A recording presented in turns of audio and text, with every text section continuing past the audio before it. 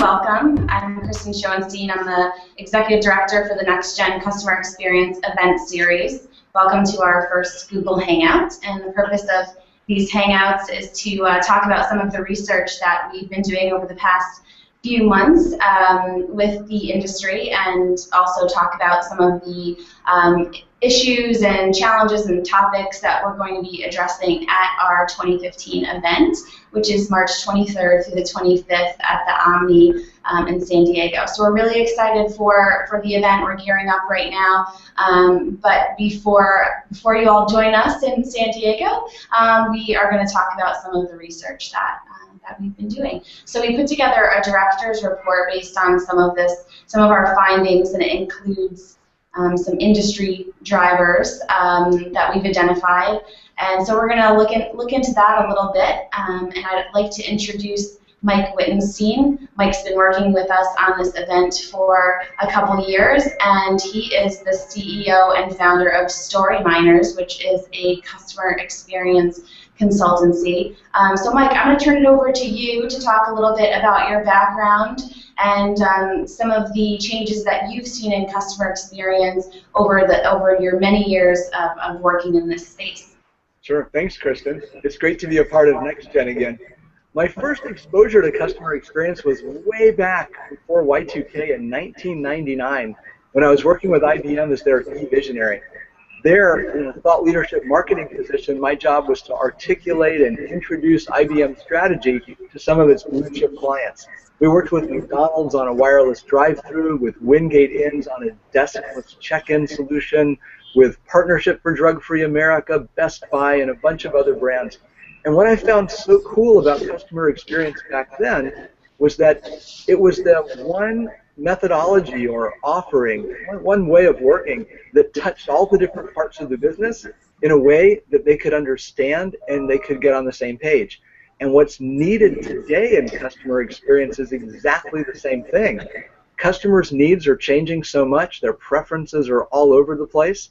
Technology is enabling all different kinds of connections. Customers' expectations are growing very rapidly, and all parts of an organization need to respond as one. Customer experience is a way to create that universal requirements document so that everyone can be on the same page. So it's just like 1999 again, Kristen. Great. So just to kind of get into some of the areas that we developed, would love to kind of get your thoughts on them. And one of the first kind of drivers that we identified was that customers are now all omni-channel customers. Are you kind of seeing that in your with your clients and in the work that you're doing? Absolutely. I do a lot of work in retail. And by the way, I love the way you phrased the question. You said a lot of the customers are omni-channel. Mm-hmm. Nothing's changed. We've always been omni-channel customers, right? Right. When you're out shopping, you're like shopping for everything you need. You don't really go shopping anymore. You're always shopping 24/7. You're online, you're on your phone, you're at the store, you buy a gift card at a grocery store for a department store. It's like the walls of the store don't even matter anymore. So this idea of omnichannel is really challenging for retailers and for other businesses, because now with all this technology, which is never more than an arm's width away from us, but we're not ever more than 3 feet away from being inside of a cool technology network or next to a device that can connect us with the world. There are minutes a day when we're not really connected. Think about that. Right. So customers are expecting to be able to do whatever they want, whenever they want.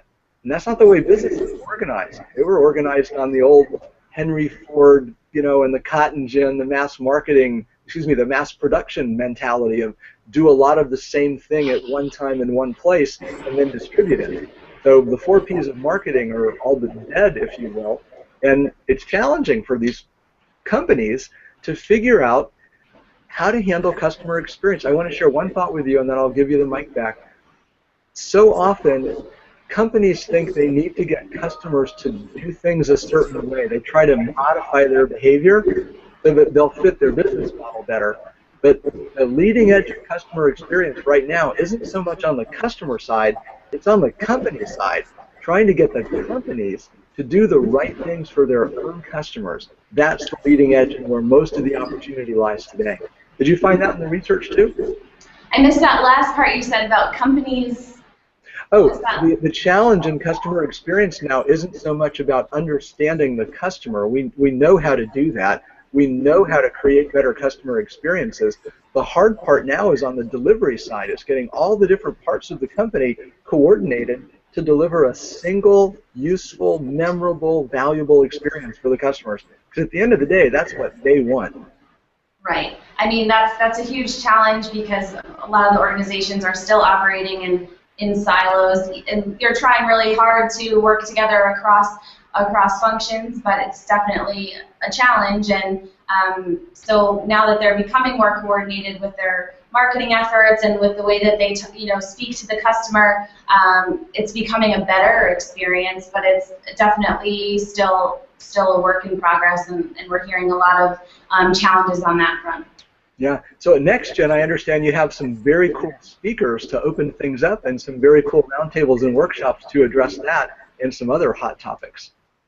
Definitely. We're really excited for the 2015 program. I have the largest speaker faculty that we've ever had, and really excited about some of the companies that are going to be sharing case studies with us. We have Harley Davidson on board, and Kimpton Hotels, and JetBlue. So some really great brands that have been recognized for outstanding customer experience. So that's very exciting. And I think the formats that we introduced in 2014, which included a lot of roundtable discussions and workshops, really lend themselves nicely to kind of the idea exchange that that happens at the event. So we're just really excited to kind of bring everyone back to San Diego for this year. And also I planned a site tour to the San Diego Zoo, so that'll be a nice way to kind of get everyone outside the conference walls and just doing something that's fun, and also exploring an experience at a world-famous zoo. So I think that'll be a really interesting kind of opportunity for our group. Very cool. It's really neat when you have a backdrop of a great experience to talk about all the things that you're learning and to kind of see in the real world with your own eyes some of the things you're talking about. I think that's really smart to do. Hey, Yeah. those roundtable discussions I helped pioneer with you last year at NextGen and again at Future Stores, and I'll be at Future Store again coming up in June. And what I liked about it so much was that everyone engaged so quickly and so authentically.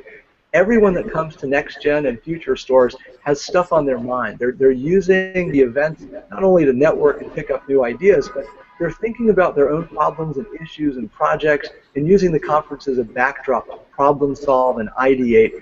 And it's just amazing how quickly everybody jumps in and helps you with your stuff. It's a very selfless way of helping each other out, and I really enjoyed that as a facilitator. Yeah, I think that's one of the best features of our events are the roundtables. I think the attendees get the most out of them because they are able to kind of share their own struggles and challenges, and just kind of like you said, share, brainstorm and kind of come up with new ideas right on the spot, and kind of walk away with something that they can implement right when they return to the office. Exactly. Come Monday, they know exactly what to do. Right. Exactly. Hey, one of the drivers in the report is that technology is constantly changing, and to me, that creates a real opportunity for companies, but it also creates a real challenge. What it means is they've got to be ever aware of all the nuances and the new changes in their customers' preferences, an entirely new area. Like, retailers aren't always great technologists, but now they have to be. Bankers and lawyers and amusement parks have to be really good at technology now. They need to be facile at it and have vocabulary for it. But it also means, behind the scenes, that they need to be more agile, because technology, like everything else, doesn't stay the same. And my belief, in my practice, we have this idea that the experience always comes first. You don't put a technology in just because you got a good deal on it, or because the sales guy, gave you some magic words. You got to know what it is that you want to do. You've got to understand your customer's desires and intent. You've got to get your journey map right. I think you're going to even have some journey map people there to talk about things. But you've got to put the experience before the tech. So getting close to your customers, really understanding them, visiting them in their homes, shopping, walking along with them, learning about their use of technology, gives you a sense of what's the experience you need to build, and then you attach the technology to the different touch points in that experience. Definitely, and I think we call that the bright, shiny object syndrome. A lot of companies now, they want the new technology, and they're so excited, and they just rush to kind of put it in place, but they have no strategy behind it, or they haven't really thought about, does this really even make sense for my customer and for my organization? So I think it's all about kind of, okay, let's take it back a notch and really think about why this might make sense for us, and then go from there. And to add to your point about the journey mapping piece, that's always a big area of focus for our group, and it came up a lot in research, and I know companies are in different kind of stages of journey mapping. So we have 2 different workshops this year that look at journey mapping. One applies it with human-centered design, which I think will be really interesting. And the other one is more of a kind of getting started. And I love the title of the workshop. It's about creating a journey map in under 2 hours at no cost. I'm like, that's the best session title ever. So I think that'll be a good one. That's with TD Bank. Excellent, excellent. Hey, there's an example that I just saw recently by eBay, and eBay has a retail lab that they use to kind of innovate new ideas with their customers. It's for a store that's primarily been online, but is just moving into brick and mortar, called Rebecca Minkoff, and I'll send you the link to that. Maybe you can post it underneath this Google Hangout for folks. But one of the things that I think was so cool about that is how well they integrated a number of different technologies into an on-brand experience for their customers. It wasn't just a collection of bright, shiny objects. It was really a more comfortable way for someone to shop. They extended the experience in the dressing room. They made people feel more empowered and more comfortable. And the technology wasn't overbearing, nor did it ever make the user feel less than human or like stupid, which is a terrible thing to do. And so many technologies leave people feeling a little bit inadequate, and that's just not acceptable. So I'll send that to you, and I think you'll really like that. Perfect. And just kind of to add to that, I think a big theme for the event this year is kind of how to balance technology with the human element, and to just kind of understand what the customer wants. I mean, you don't always want to be doing self-service and not talking to a human. So it's kind of like, how do you bring in that new technology, but at the same time you're maintaining the human element of your brand and maintaining that relationship. So we're talking about that quite a bit. Excellent. Well, this is going to be absolutely amazing. I'm looking forward to it. Yeah, we're excited, that's for sure. So we can maybe get into some of these areas a little bit more in our next episode in the new year. So we're going to bring Mike back and some other members of our advisory board to kind of talk a little bit more about some of these trends.